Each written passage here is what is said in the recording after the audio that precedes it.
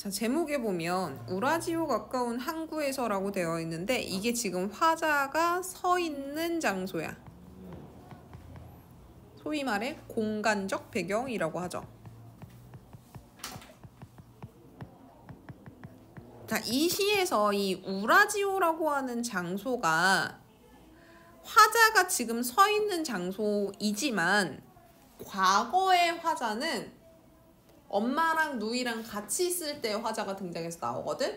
과거의 화자는 우라지오를 동경하는 위치로 나와. 그래서 이 우라지오라고 하는 애가 앞에 나왔던 바람처럼 의미가 두 개야. 그래서 그걸 잘 구분해야 돼. 우라지오는 러시아에 있는 항구 지역명입니다. 블라디보스토크를 얘기해요. 블라디보스크. 오케이? 그래서 블라디보스크가 가까운 항구에서 지금 이 화자가 무엇을 얘기하고 있는가? 그게 이 시의 주제예요. 삽살개가 짖는 소리가 막 나고요. 눈보라가 얼어붙고 있는 섣달 금음날입니다. 공간적 배경은 어디? 우라지오가 가까운 항구야. 시간적 배경은 여기 나왔다. 섣달 금음은 섣달은 1월부터 12월까지 음력으로 봤을 때 음력 12월을 섣달이라 그래. 금음은 그 음력 기준으로 마지막 그 달의 마지막 날짜를 금음날이라 그러고. 섣달 금음이면 12월 31일입니다. 끝을 상징하는 시간이죠. 그리고 한겨울이야. 안 그래도 러시아 블라디보스토크는 추운 지역이죠. 그런데 12월 31일이면 더 추울 거 아니야. 시간적 배경이 나타나면서 동시에 아주 추운 계절이라고 하는 계절적인 배경도 나타나는데 보통 겨울이라고 하는 계절은 상징할 때 시련과 고난을 상징합니다. 힘든 시기를 얘기해요. 눈보라도 마찬가지죠. 눈보라도 시련 고난을 상징하죠. 그래서 삽살개 짖는 소리가 나고 있고 시간은 섣달 금음. 시대적으로 암울한 시기. 자, 이용학 시인이잖아. 아까 시인이 이용학 시인도 일제강점기 유이민들의 삶 요걸 다루는 걸로 유명한 사람이야. 그래서 일제강점기에 우리나라 사람들이 살기 힘들어서 혹은 아니면 사상적인 문제나 독립운동의 문제로 인해서 해외로 많이 이주해 나가. 만주 지역이나 러시아의 연해주 지역이나로 많이 가거든. 그 사람들이 만주나 연해주로 유이민을 갔을 때 느꼈던 감정에 대해서 많이 시를 쓴 게 이용학 시인이야. 오케이? 자, 그래서 시대 상황이 일제강점기니까 암울하죠. 그치? 삽살개 짖는 소리라고 하는 건 청각적 이미지를 자극해줘요. 그리고 요 시기가 또 해주는 역할이 뭐냐면 12월 31일 다음은 1월 1일이지. 음력 1월 1일이면 우리 민족이 대명절로 치는 설날이에요. 그죠? 설날 전날인 거야. 설날 전날 밤. 그리고 아까 얘기했어. 타지에 있다고. 이 사람 우라지오 가까운 항구에 있다고. 타지에 1월 1일 전날이고 삽살개 짖는 소리가 팍 지어져. 그리고 눈보라가 얼어붙는 날씨야. 이 사람은 고향 생각 당연히 나겠죠. 그래서 이 시기는 고향 생각을 심화시켜주는 시기이기도 해요. 그리고 삽살개 소리는 고향 생각을 더 떠올리게 하는 소재이기도 해요. 왜냐? 삽살개는 우리나라의 토종개 중에 하나야. 진돗개랑 삽살개랑. 그래서 일제강점기 때 삽살개가 많이 사라져요. 오케이? 삽살개 소리라고 굳이 지어놓은 이유는 어린 시절 내가 일제강점기 전에 들었던 소리인 거야.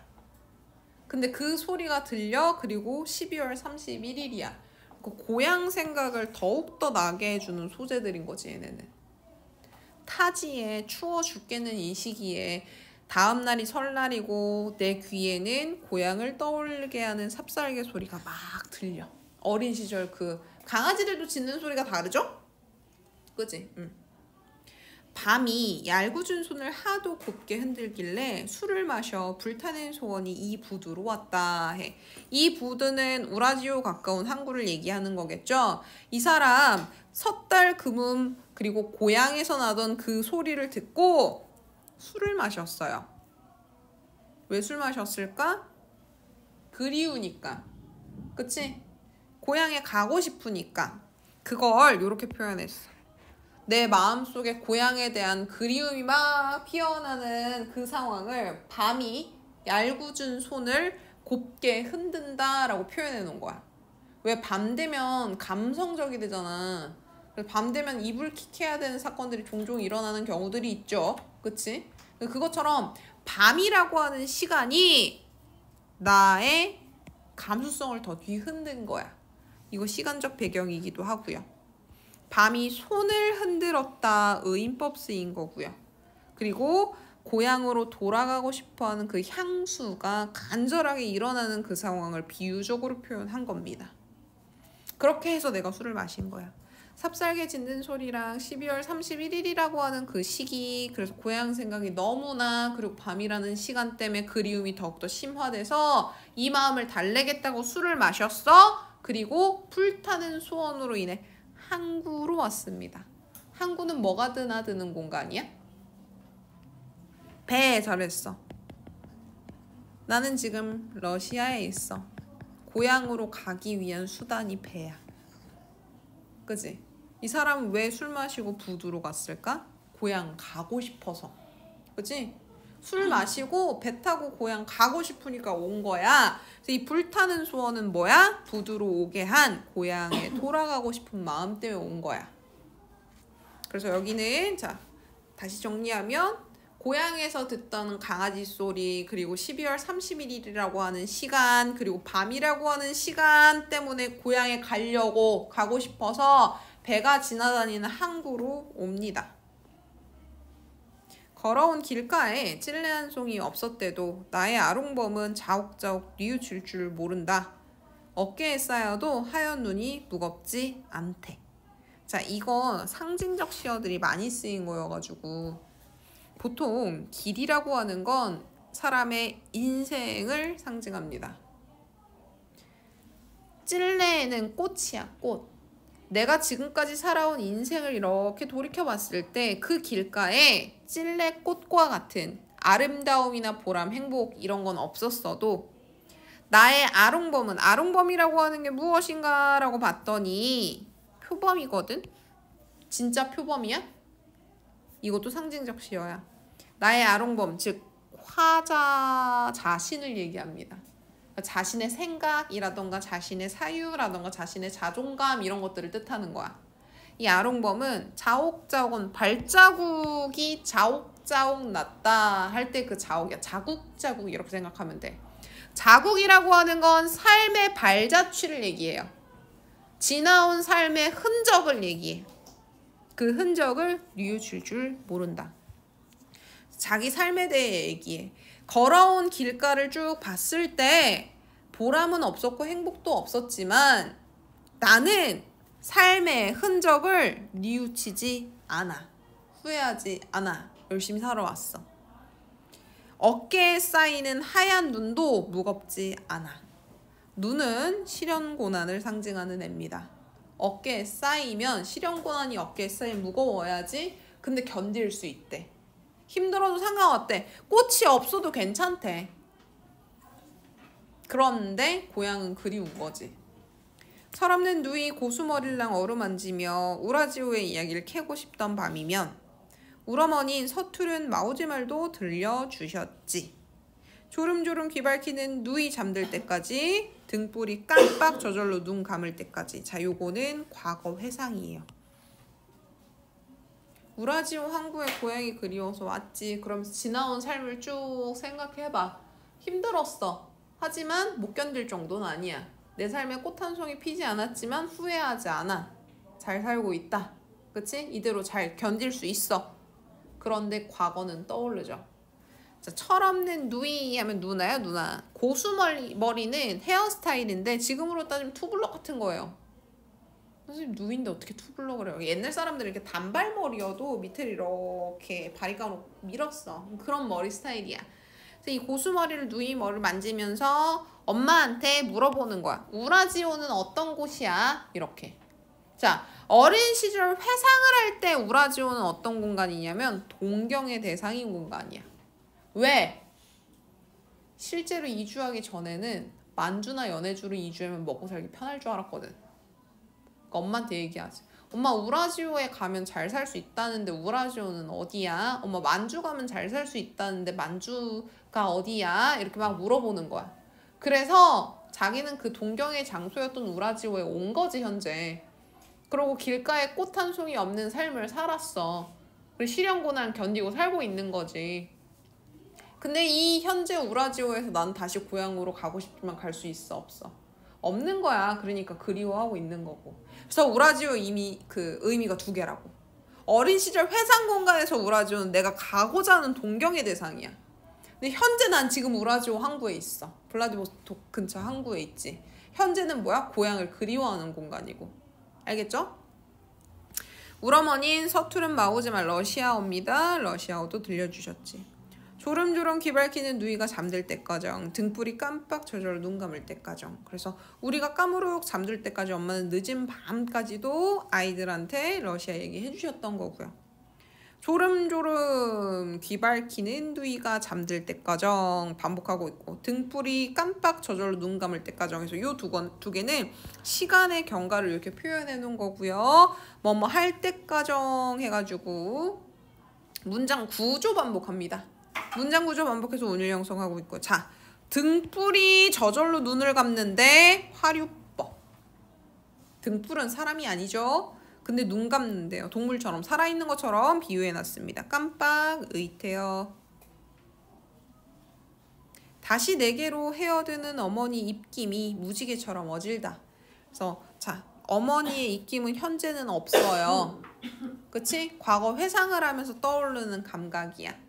그래서 그 어머니가 이야기할 때 느껴졌던 따뜻함이라고 하는 게 무지개처럼 좋대요. 직유법 쓰고 있어. 나는 그 모두를 살뜰히 담았으니 그 모두는 앞선 이것들이야. 어머니의 사랑, 누이와 함께 할 때 행복했던 기억이야. 그걸로 인해 내가 자라났어. 그러니까 나는 뭐 하는 거야? 지나온 삶에 대해서 후회하지 않고 행복하지 않았더라도 즐거운 순간이 없었더라도 시련과 고난을 어깨에 짊어졌더라도 견딜 수 있고 갈 수 있는 거야. 어린 기억의 새야 귀성스럽다 이래. 자, 어린 기억의 새라고 되어 있는데 얘는 회상의 기억을 뜻해요. 혹은 어린 시절 화자를 뜻해. 그게 뭐 했다? 수수하면서 마음을 끄는 맛이 있다. 귀성스럽다라고 하는 건 구수하구나 이런 거야. 그러니까 어린 시절을 떠올리면서 그래 내가 어렸을 때 이렇게 자랐기 때문에 그 모든 걸 내가 살뜰히 담아서 살았기 때문에 내가 지금 이렇게 살 수 있는 거지.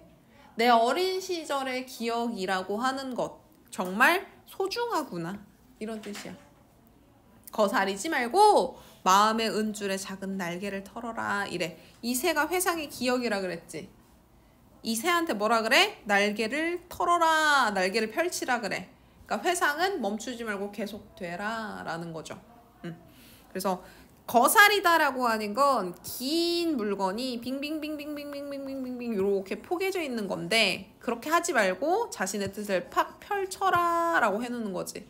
회상이 뭉개져 있지 말고 마음 은줄 위에서 팍 하고 펼쳐졌으면 좋겠대. 그래서 어린 시절에 대한 추억은 적극적으로 떠올리고 있어요. 어린 시절의 기억이 참 좋구나 하고 우라지오 가까운 항구에서 술 마시고 어린 시절에 대한 회상하고 있는 거야. 오케이? 이해됐어?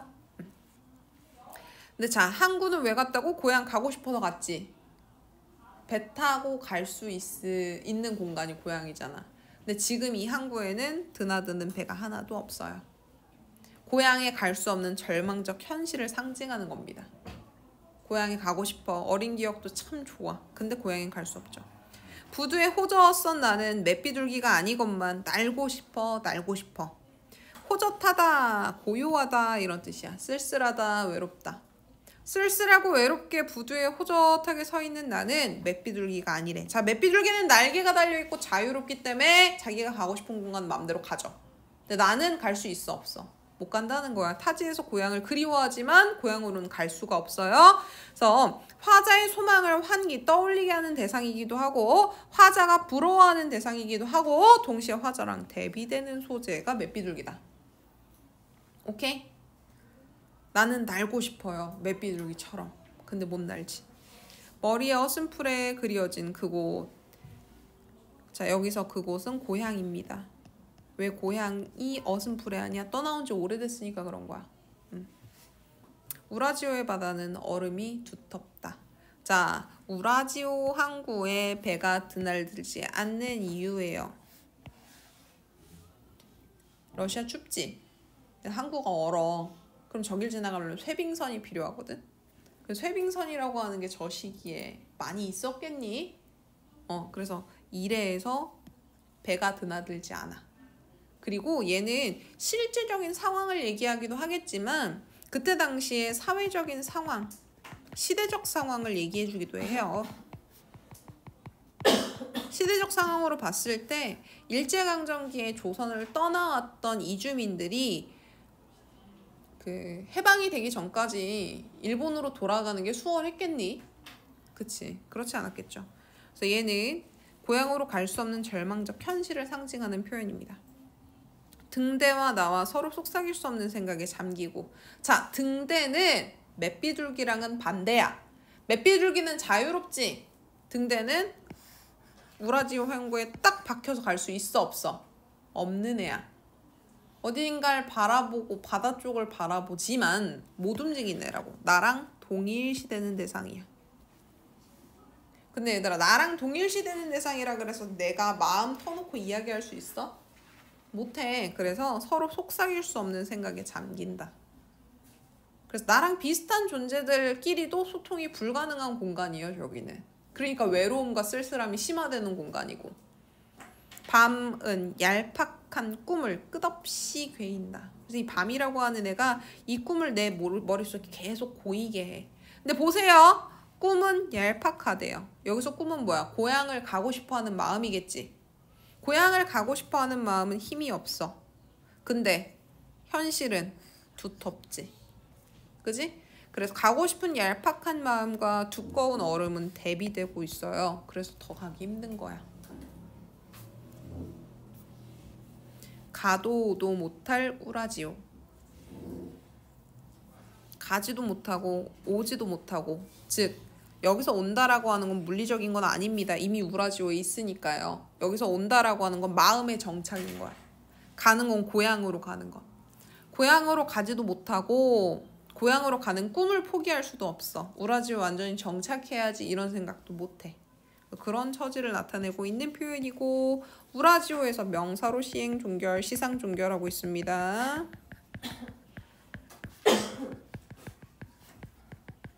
그래서 우라지오 가까운 항구에서는 고향을 떠난 유이민인 화자가 설 전날 고향에서 짖던 강아지 소리를 듣고 고향을 그리워하는 마음에 술을 진탕 먹고 고향으로 갈 수 있는 배가 떠나는 항구에 갔다가 두터운 얼음과 다니지 않는 배들을 보고 아, 고향으로 가기엔 현실이 너무나도 힘들구나. 그러면서 맷비둘기를 부러워하고 자신과 같은 상황인 등대라고 하는 걸 바라보고 그러면서 자신과 같은 상황인 등대도 서로 처지를 말할 수 없는 상황에 대해서 이야기하고 현실이 두꺼운 얼음인데도 불구하고 얄팍한 꿈이 계속 고인다 해서 가지도 못하고 오지도 못하는 우라지오에 내가 있구나 해서 고향을 그리워하지만 갈 수 없고 그렇다고 고향을 가고 싶어하는 꿈을 버릴 수도 없는 자신의 절망적 상황에 대해서 이야기한 시다. 이렇게 생각하시면 됩니다. 오케이?